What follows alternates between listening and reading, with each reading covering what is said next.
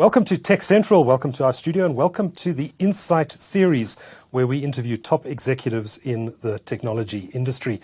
My guest now, all the way from London, is the recently appointed CEO of Africa Data Centers, or ADC, part of Cassava Technologies, and that's Tesh. Tesh, I hope I'm going to pronounce your surname correctly. Tesh Durvasula, is that correct? Very good. Very good. Great. I hope you don't mind me calling you Tesh instead of Mr. Durvasula No, going please forward. do. It's going to be a lot easier. Yes, please do. Tesh is good. Tesh, you're in London today. It's obviously been just a matter of hours since the news of the passing of Queen Elizabeth. What's the mood? I must imagine it's pretty somber in London right now. It is. It's somber and surreal. Visually, you have these marquees at all the tube stations and the bus stops that show a picture of the Queen. So it's very visible optically. For most of us, it's the only Queen we've known. For us and our parents, and maybe even our grandparents, when you have a 70-year reign, unprecedented by any monarch, that's very, very, very exciting. It's been part of our life for so long. I'm not sure people can put it into words yet. And then, I think about, the Queen and her impact on Africa and how it touched Africa. I think, and I don't know if my history's correct here, but I believe she was notified of her father's passing in 1952 while she was vacationing in Kenya. And so, her reign started in Kenya, and, she had very strong views about Africa. She, I think, was the one who eliminated the word empire when talking about United Kingdom and its prominence over African nations. And under her reign, most of the African nations became independent states. So I think she was pretty clear in saying that, people defined by values and morals, not by borders. And then I think lastly, I would say in South Africa, she had a very special relationship with Mr. Mandela. And their friendship when he visited Buckingham Palace or when she came to South Africa was evident. And then I'd heard a recent story that she used to sign her notes to him, especially even when it was official business or unofficial business, Elizabeth Regina, not the Queen, not using her title, and he would sign hers back to her, Nelson. So I think the Queen, definitely somber moment and definitely an impact on Africa. Absolutely. But we're going to be talking about empires of a different kind today, Tesh. We're going to be talking about cloud and the impact it's having on Africa, and ADC is a leading player in helping bring that technological future to pass. And I want to unpack in some detail some of the work that ADC has been doing in the recent past. But before we get to that, I'd like to know a little bit more about you. What is your background? Have you always been in the ICT space? What are your passions? Sure. Well, from a professional perspective, I have mostly been in the ICT space. I started my career over 25 years ago in telecommunications infrastructure. I've spent time in fiber optics, data centers, helped build a tower in North America. Most of my experience, over 20 years of it, was North America. Then probably the last 5 years were in Europe, and now most recently in Africa. And when you think about capital and how much money is being spent on infrastructure, obviously North America, United States was leading the way. Europe and Western and Europe was second. Now, over the past 5 years, past 3 years specifically, many of the emerging markets are spending time raising capital for their infrastructure events. And for me personally, my career has been about helping these technology companies make the world smaller and bringing people together. As you know, Duncan, my tagline on my email says data brings us together. And I've spent a career helping large technology companies build their infrastructure so we can all get a little closer together. And that's what we plan on doing here in Africa as well. Mm-hmm. Great. And how much time have you spent traveling Africa? How well do you know the continent? And what are your views of the opportunities as they stand today? Well, if I spent every day of the last year traveling Africa, I don't think I'd still understand everything you need to know.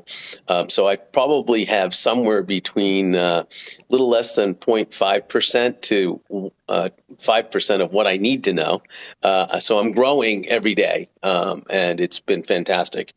I have spent time in South, East, and West Africa, primarily Nigeria, Lagos, Nairobi, Kenya, Cape Town, Johannesburg. We're currently acquiring lands in North Africa, Morocco, Egypt, DRC, Togo. So we're definitely moving around the continent. What have I learned? In a nutshell, the youth of Africa are restless, educated, and excited about what's going to happen to their continent. And I call them the restless youth of Africa. They want to do things, and they don't want to do them the way their parents and their grandparents did them. And so they're anxious to use their mobile devices, stay connected to the world, be part of the digital economy, the global digital economy. And that is what's driving the demand in Africa. But more importantly, there's an intellectual curiosity and there is an excitement from Africans around that. And that, to me, is what the opportunity is all about. So to circle back to your question, what have I learned and what have I seen? I've seen a beautiful continent of unbelievable opportunity and a thriving, energetic workforce that wants to participate in it. Would it be fair to say then that you believe that Africa as a continent is on the cusp of a technologically led revolution? Yeah, I wouldn't use the word revolution. I think I'd use evolution. I believe that culturally, data it's ones and zeros. It's extremely binary. So the language of math, the currency of data is simple for us to understand. When you get to Kenya and you realize there's 40 plus tribes, is there a way that anyone can use words to bring 40 plus tribes together over years of culture? No.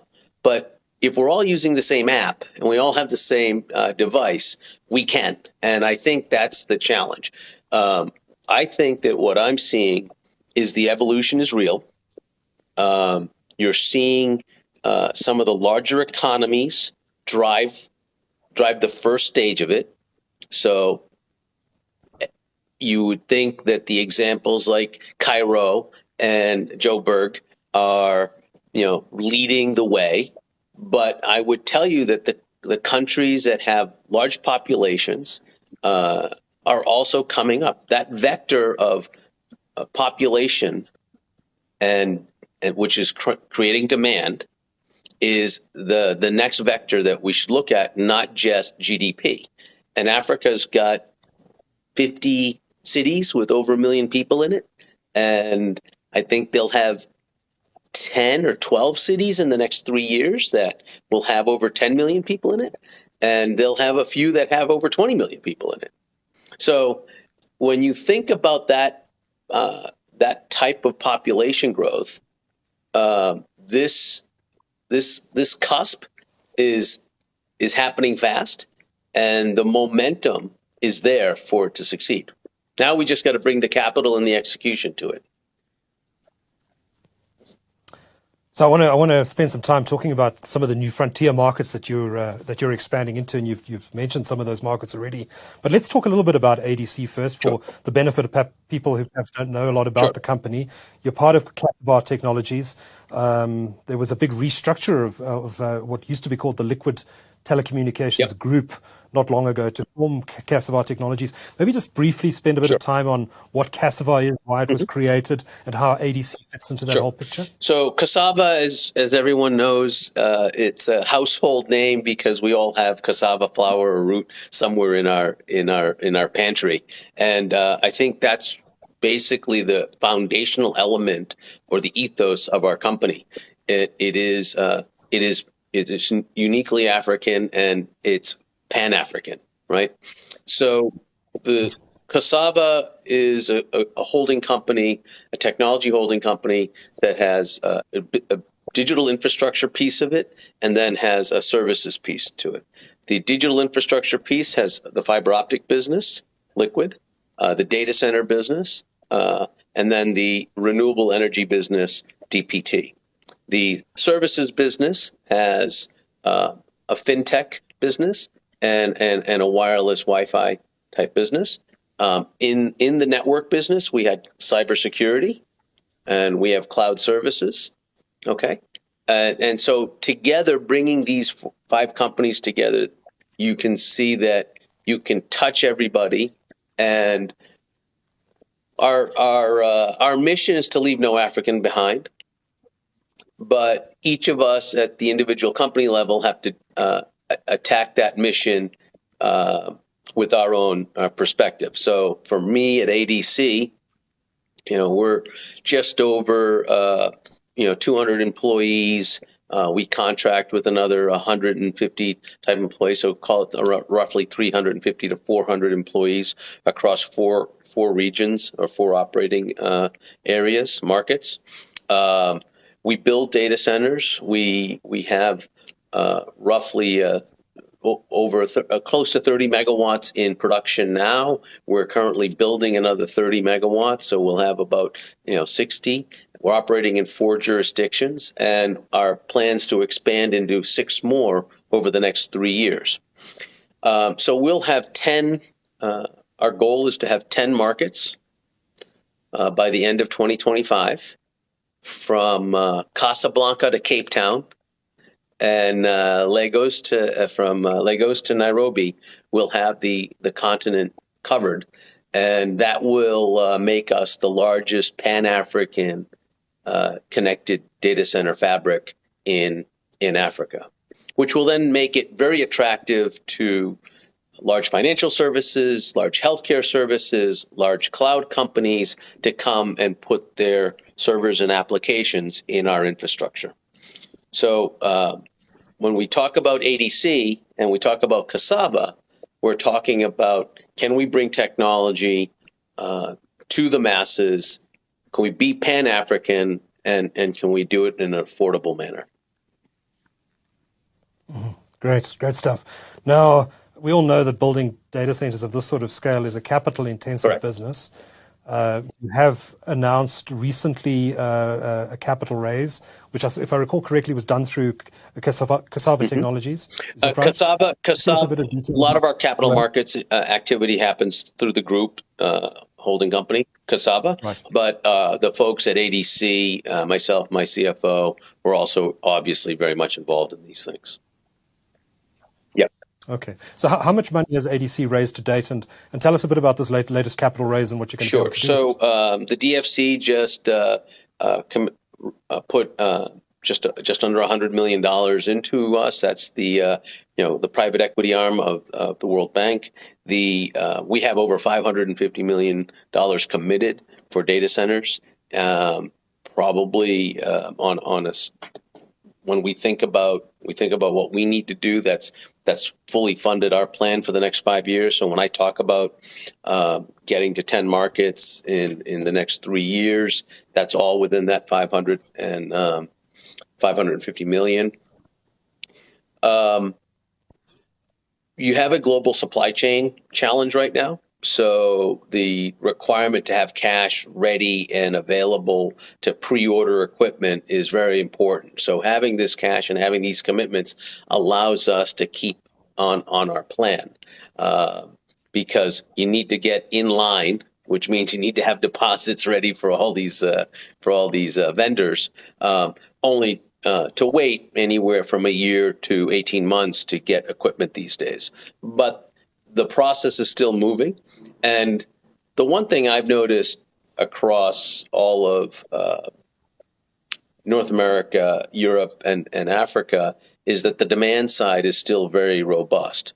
So because that demand is continues to be there, the capital to chase that requirement is still also very robust. And I also think that over time, what you've seen is that Africa is becoming more attractive for foreign investment. So more of your DFIs have made a conscious effort to say, where can I put capital? Where can I get a healthy return? And the last component or last vector that I would talk about is not just the chasing the demand and chasing and being able to put the infrastructure in place and get a healthy return. But the last piece is the ESG component. Where can your money do good? And Africa is a great environment for sustainable energy. We have a solar division at DPT that I talked about. When you build networks, you are connecting multiple regions together. You've traveled Africa. Whether you're in a bus in Nairobi or a bus in Lagos, everyone's looking down and they've got their head down, to their mobile phone. So, hundreds of people moving every day, still looking at their phone. So there's a big requirement to touch people and make them part of the digital community and the digital economy. And so I think the capital is there, and they are absolutely looking to put it to work in Africa. Do you see that investment continuing for the next few years, given what we're seeing in the global economic environment? Obviously, there's a lot of pressure. There's inflation running rampant in many markets. Capital markets have come off quite a bit. We've seen tech stocks in the US come down. I imagine that's shifting sort of priorities of investors around the world and where they're committing capital. Do you expect the investment boom that we're seeing in Africa, and particularly in technology and cloud on the continent, to continue for the foreseeable future? Yeah. Absolutely. And I think it's because you have such a great opportunity. You can question where the top of the market is if you're in a very mature market like North America or Europe. But we know that whatever we're going to build in Africa, we're going to build more of, right? These are the first data centers in some of these markets, maybe the second. And by North American standards or Western European standards, they're relatively small. And if you just look at other emerging markets in the Asia, Pac Rim, or Latin and South America, similar demographics to Africa in terms of some of the city sizes and some of the economies, we still haven't even scratched the surface. So to just put it in kind of orders of magnitude, what used to be a big data center in Western Europe was, 5 megawatts. Now they're building 45 megawatts on a regular basis, 25 to 45. We still have very small data centers in all of Africa. Some of the biggest ones are 2 to 5 megawatts. Western Europe, all of Western Europe is only 400 million people. There's going to be 1.3 to 1.4 billion people in Africa.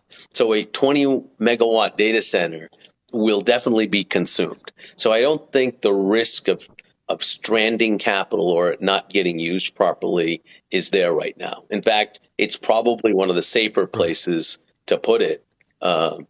Especially now, we've just finished elections in Kenya. They've been upheld. So everyone's happy and we move forward. These are the types of democratic, solid regimes that we're looking for to put capital in place. Yeah. Fascinating. Now, I want to talk about where you're going next. You've mentioned you're going to 6 new markets, and you've mentioned some of those names. Ones that stood out for me as you were talking were the DRC and Togo, which are probably two markets that are not normally mentioned in an African investment context. How do you decide where you're going to build and why these markets? Yeah, so we're already in Togo, and so we're in a partnership with the state to manage their data center, and so that's been we're very happy with that. In a market like DRC, and you start thinking about Central and Eastern Africa, again, the opportunity is the same at the macro level, and then you just can bring it down to any local market. It's the same. For us at ADC and at Cassava, we're very focused on North Africa, Morocco, and Egypt. We don't have a large presence there in any of the other business units. So when ADC goes there, it'll be one of the larger deployments and investments of time and money. So, and it makes sense, right? When you think about the African 500, and the African 500 are the 500 largest African enterprise businesses, you get somewhere between 36 and 40% of those African 500 companies are in Cairo and Casablanca. So you'd want, it makes sense for us to go there and participate. Obviously, both, opening a business in Morocco is very different than opening a business in Cairo, and you have to be careful and thoughtful and choose the right partners and vendors in each market. But that's how we're thinking about it. So getting to the large enterprises, getting to the large areas of GDP, and then also making sure that that third vector that I talked about earlier about population. So Lagos is obviously one of the largest cities. Nairobi is one of the largest cities. When you think about Kinshasa and Kigali, you're talking about also multiple millions of people. So those are why those markets are very intriguing to us.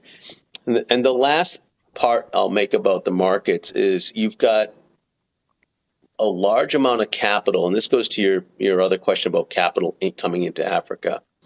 You've got two cable systems that are going around Africa. One is just from the east, on the western side of Africa, the Aquino cable system, and the other was going all the way around Africa, and I think it's called Africa 2. Both of these cables are going to come in and have landing points all around Africa. And then you're going to bring that capacity into the rest of Africa.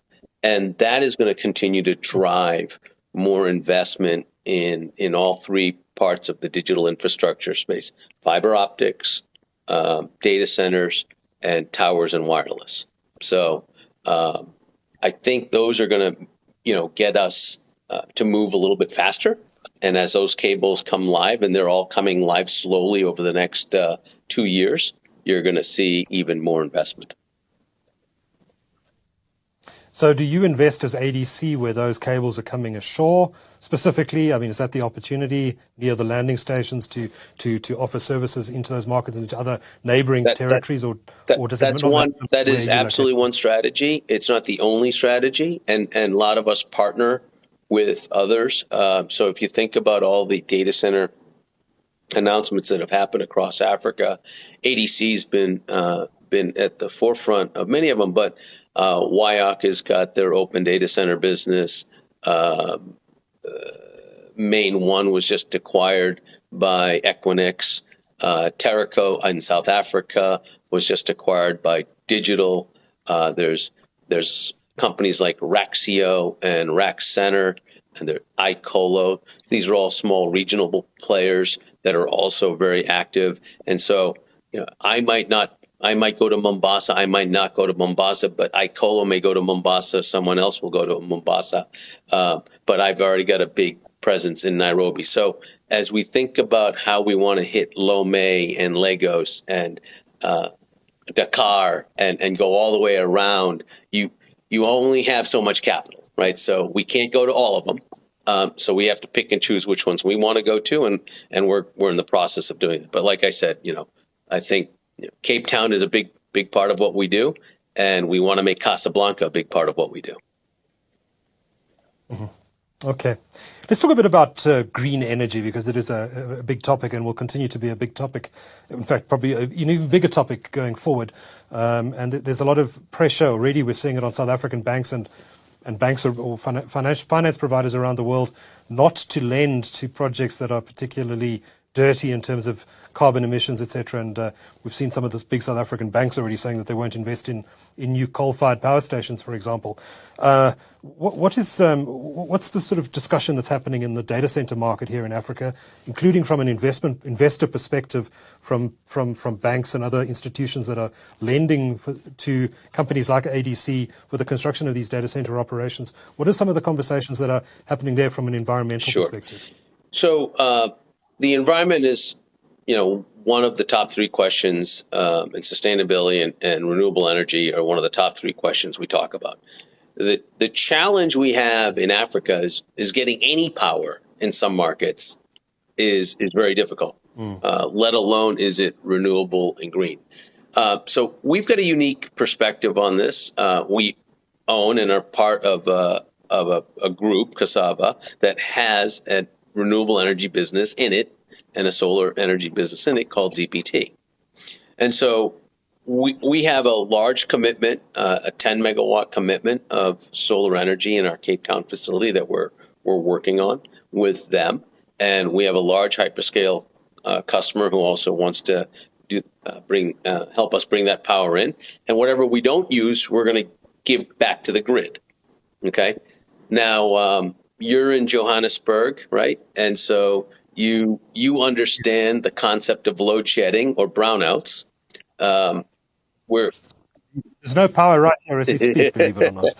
So there you have it, right? So, right now we've got to look at it from a practical level as well, which is we just need power first. We obviously ask the next question: how can we get off of coal or get off of the other carbon-based energy products and get into a solar or a hydro environment? And so it's a huge conversation. It's very important, and everyone's trying to balance that aspect of what we want the future to look like with the current constraint of not having any power in some key markets. Nigeria, for example, the grid has some renewable energy credit power, and it's also fueled by diesel.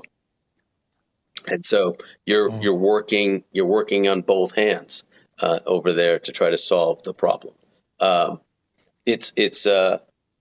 don't think it's going to go away quickly, and the companies like us who are focused on it hopefully will help others solve it over time.